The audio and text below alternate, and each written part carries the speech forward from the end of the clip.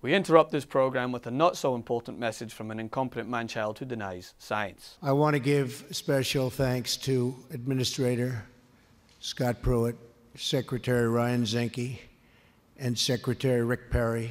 Well, not everyone agrees, Donnie. Here are some of the countries saying F you to Trump and continuing the fight against climate change. Scotland. You know, I think defying the orange one just runs in our blood. From signs of solidarity on the Trump golf course in Aberdeen to inarguably the most creative anti-Trump signs / insults imaginable. There are countless reasons why we Scots refer to him as President Bawbag. To the current First Minister of Scotland, Nicola Sturgeon, signing a Go Green agreement with the state of California despite Trump's consistent attempts to eradicate Obama-imposed reforms to combat climate change. Scotland, which already produces more than 50% of its net electricity from renewable sources, has joined forces with the Golden State to help California reach its goal of cutting petroleum use in cars and trucks by as much as 50% in the next 15 years and generate half its electricity from renewable sources by 2030. You see, Donnie, us Scots feel right at home here in California.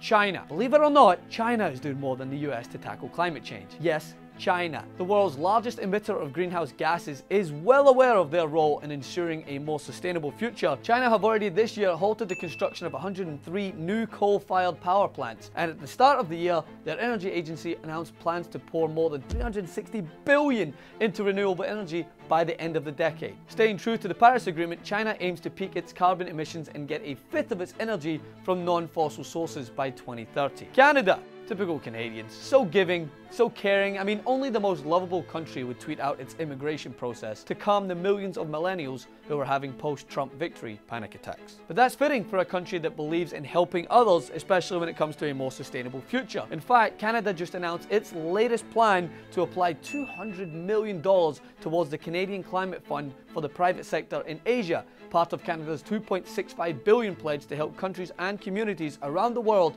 fight the effects of climate change. The latest act of generosity will catalyze greater investments in climate change action in developing Asian and Pacific countries, including small island developing states who are among the most impacted by climate change. Man, Trudeau is so much cooler than that guy in the first tee running this country. India, despite a lengthy history of burning fossil fuels, India are doing whatever they can to remain on par with their pledge under the Paris Climate Deal to reduce emissions by 35% in 2030. From converting the country's railway grid to solar lighting, to targeting CO2 emissions with the launch of a world-leading clean energy plant in the South Indian state of Tamil Nadu that captures and converts usable CO2 rather than releasing it into the environment. India are sending a strong message that they will remain vigilant in the pursuit of a greener future. But don't worry, Donald, you keep those windows closed during your pampering session. I'm sure those tornadoes in Texas and extreme winters on the East Coast and flooding in California will slow down in no time. Follow me on Instagram at Francis M. Maxwell and on Twitter,